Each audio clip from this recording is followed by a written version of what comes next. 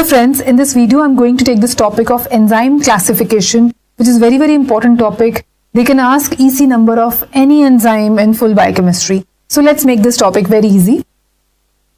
Enzyme classification we do in a sequence, that is OTHLIL.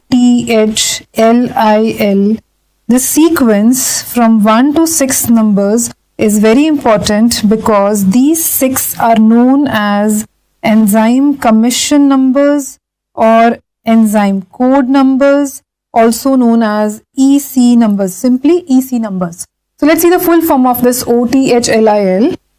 O stands for oxidoreductase, T stands for transferase, H stands for hydrolase, this number 4L is lyase, lyase, I stands for isomerase, and this number 6L stands for ligase. Right? Now, whenever we have a bond, if we have to break the bond, we have to add water to break the bond. And if we have to make the bond, then we have to use the energy of ATP to make the bond. Right? Now, which is that category which uses water to break? That is hydrolase category will use water to break some bond. And on the other hand, ligase category, ligation means joining, it will use ATP to make the bond. Now there is one category which can either make a bond or break a bond, but it does not require water nor it requires ATP. Neither water nor ATP required, and that category is lyase category. It can make or break a bond but does not require water or ATP, right? And the other three categories are very clear. Oxidoreductase, the enzyme which carry oxidation reduction reactions. Transferase, they will transfer groups, whether sulfate group, methyl group, right? And isomerase will convert various isomers into each other. Now there's one big difference between transferase and isomerase. Whenever transferase work, then molecular formula will be changed because the group will be removed from one molecule and added in another molecule. So whether deletion or addition, molecular formula will be changed.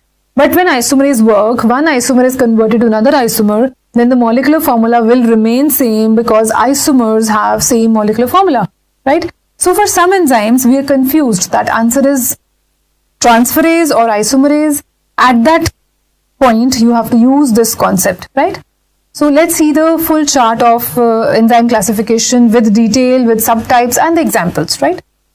So starting from EC number 1, oxidoreductase category, the enzyme which carry oxidation reduction reactions. In this further 4 subtypes we have. First is oxidase, the enzyme which uses oxygen as electron acceptor, that is oxidase. Example is cytochrome C oxidase and tyrosinase, right? The next one is dehydrogenase. These enzymes use molecule other than oxygen as electron acceptor. And which 3 molecules they can use? They can use either NAD, FAD or NADP, respectively NADH, FADH2 and NADPH will be formed, right? And for dehydrogenase, you know so many examples, so no need to write. Link reaction enzyme is dehydrogenase. In TCA cycle, we have 4 dehydrogenases. In glycolysis, we have 1 dehydrogenase. This dehydrogenase enzyme is involved almost in every pathway of the body, right? Next is peroxidase. They use H2O2, hydrogen peroxide, as electron acceptor.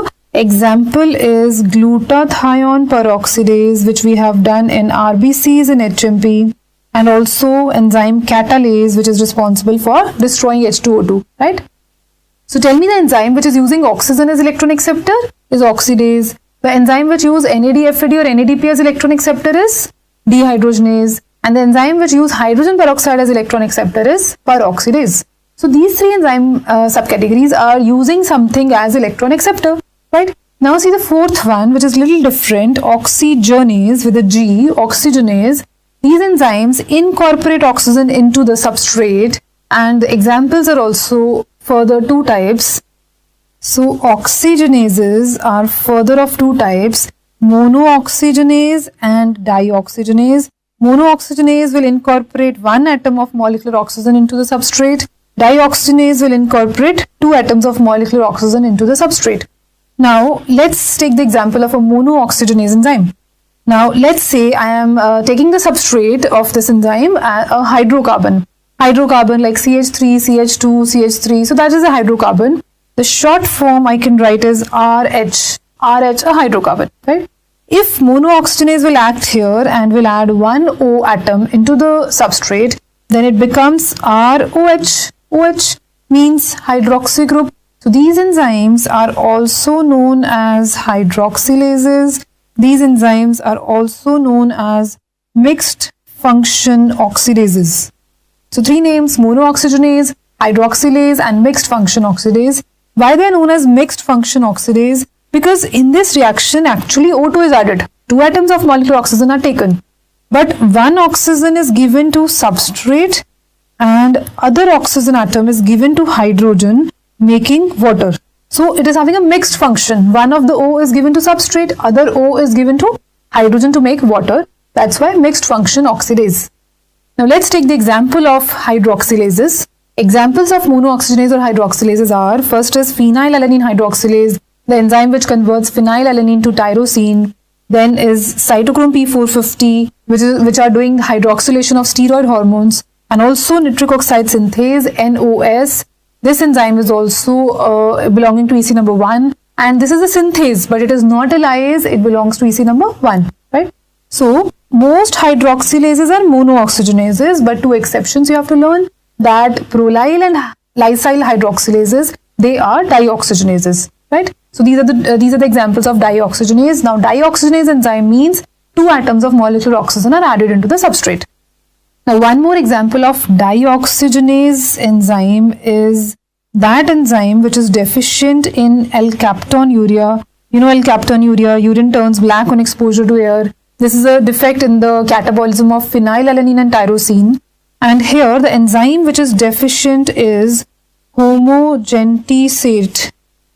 In books or till now when you have read, homogentisate oxidase you have read, but the name of the enzyme is changed. It is homogentisate dioxygenase. It is deficient in L-captonuria because this enzyme is incorporating 2 atoms of molecular oxygen into the substrate. So it is a dioxygenase. So be careful. Now if they ask what is the enzyme deficient in L-captonuria, so you have to tell the latest name of the enzyme. So we're done with EC number 1 and now coming to EC number 2, transferase category. They transfer the groups, molecular formula will be changed. Example is methyl transferase. They transfer 1 carbon or methyl group. Aminotransferase, they transfer amino group. Then kinase and phosphorylase, they transfer organic and inorganic phosphate respectively. Now coming to EC number 3, hydrolase category. I already told you phosphatase is removal of phosphate and this enzyme is using water to break this phosphate bond. So EC number 3, right? They remove phosphate from a substrate. And next is all digestive enzymes or any enzyme which is breaking a macromolecule. Now tell me the basic that whenever a macromolecule is synthesized, then water is added or removed. Whenever a macromolecule is synthesized, then water is removed. Water is removed. So tell me, whenever a macromolecule is broken down, then opposite will happen. Water will be used to break the bond, right? Water will be added. Water will be added to break that bond. And any such enzyme which is breaking a macromolecule, that is hydrolase, water is used to break the bond. So any enzyme which is breaking macromolecule bond, mostly digestive enzymes are breaking macromolecule bond because of a food, carbohydrates, proteins, fats, they all are macromolecules. Plus during metabolism, when some enzyme is breaking macromolecule bond, that is belonging to hydrolase category. So in this category, there are many examples of enzymes coming, but do not cram so many examples. Just see the concept that any enzyme which is breaking macromolecule bond. For example, carbohydrate is a macromolecule, carbohydrate breaking enzymes, protein breaking enzymes, lipid breaking enzyme. Nucleic acid is also a macromolecule, nucleic acid breaking enzyme. So example will be amylase, lactase, sucrase, maltase, isomaltase, protein breaking, protease, peptidase, arginase, urease, lipid breaking, lipase, esterase, phospholipase, the enzymes which are breaking phospholipids, the nucleic acid breaking enzyme, nuclease, whether it is exonuclease, endonuclease, restriction endonuclease, right? So get the concept. Do not cram all these enzymes. And if you know any other enzyme also which is breaking macromolecule bond, you can add that enzyme in this list, right? So we're done with EC number 3. Now coming to EC number 4, lyase category. You know these enzymes, they can make a bond or break a bond, but neither requires water nor ATP, right? Example is synthases. Synthases are making a bond without using ATP. So that will be in this category. Then aldolase A and B, they are breaking the bond without using water. Aldolase A is in glycolysis, aldolase B is in fructose metabolism. Then decarboxylases, but only the simple decarboxylases will be coming in this category, EC number 4. But oxidative decarboxylases are called dehydrogenases. So oxidative decarboxylases will be coming in EC number 1 because the name of enzyme is dehydrogenase. Oxidation occurring, so EC number 1. Then the last in this category is hydratase. Hydratase, this is very special here. We have done earlier hydrolase. Hydrolase is EC number 3, that is water is used to break. Hydra means water. Water is used to break the bond. But now it is written hydratase. So there is something with water. Water is added or removed. Either add or remove water, but bond is not broken. Hydrolase EC number 3 was water is used to break the bond. But in this case, water is added or removed, whatever is done, but bond is not broken. That is, the connection between two compounds, is not lost. Either double bond is converted to single bond or single bond is converted to double bond, but two molecules are still joined together by some bond. Bond is not fully broken, right? Let's see the examples of hydratase. Examples of hydratase are enolase. In glycolysis, we have done enolase, then econitase and fumarase of TCA cycle, then PEP-CK of gluconeogenesis.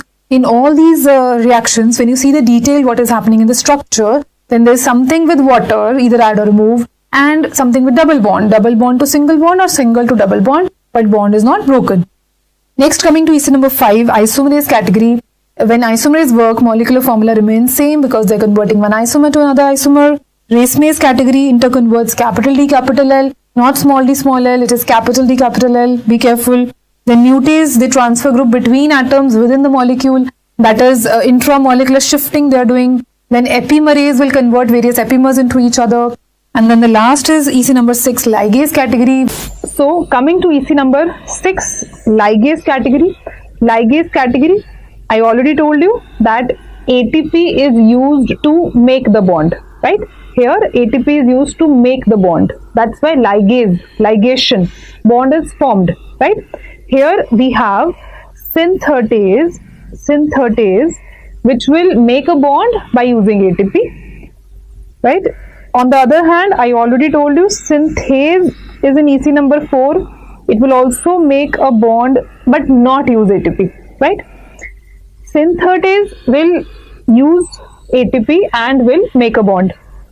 Then carboxylases, all carboxylase use ATP and they add carbon dioxide, that is, they make the bond. By adding carbon dioxide, they are making a bond, right?